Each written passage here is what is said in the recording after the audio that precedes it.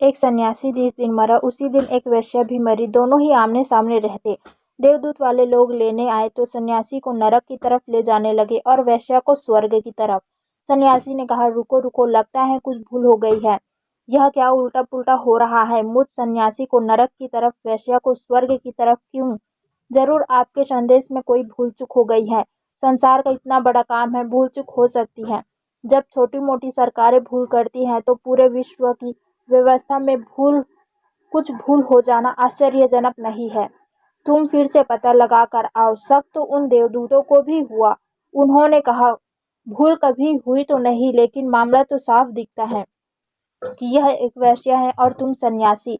वे गए, लेकिन फिर ऊपर से खबर आई कि कोई भूल चूक नहीं हुई है।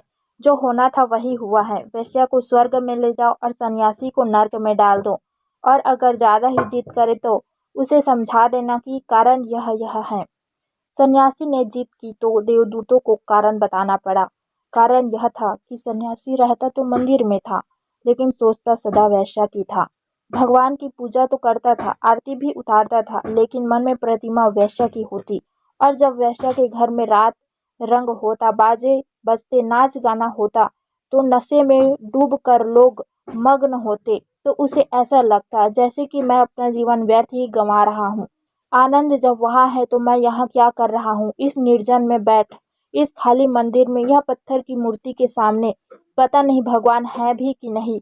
उसे हमेशा यही शक पैदा होता और रात जाग कर वह करवटें बदलता और वेश्या को भोगने के सपने देखता।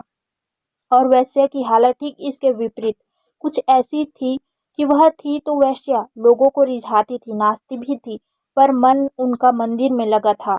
जब जब मंदिर की घंटियां बजती तो वह सदा वही सोचती कि जब मेरे इस भाग्य का उदय होगा कि मैं मंदिर में प्रवेश कर सकूंगी। मैं अभागी, मैंने तो अपना जीवन इस गंदगी में ही बिताया। अगले जन्म में हे परमात्मा, भले मुझे मंदिर की पुजारिन बना देना, मुझे मंदिर की सीढ़ियों की धूल भी बना देंगे तो भी चलेगा।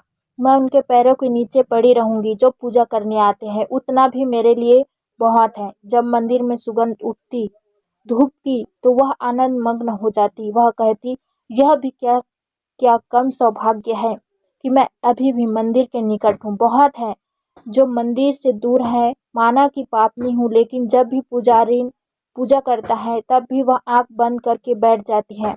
पुजारी वेश्या की सोचता, वेश्या पूजा की सोचती। पुजारी नरक चला गया, वेश्या स्वर्ग चली गई। अतः जैसी आपकी सोच होगी वैसा ही आपका जीवन होगा, और जैसे आपके कर्म होंगे वैसे ही आपको भोगना होगा। दोस्तों, उम्मीद करती हूँ कि यह कहानी आपको पसंद आई होगी। अगर आपको पसंद आए तो कृपया लाइक और सब्सक्राइब करना ना भूलें। धन्यवाद।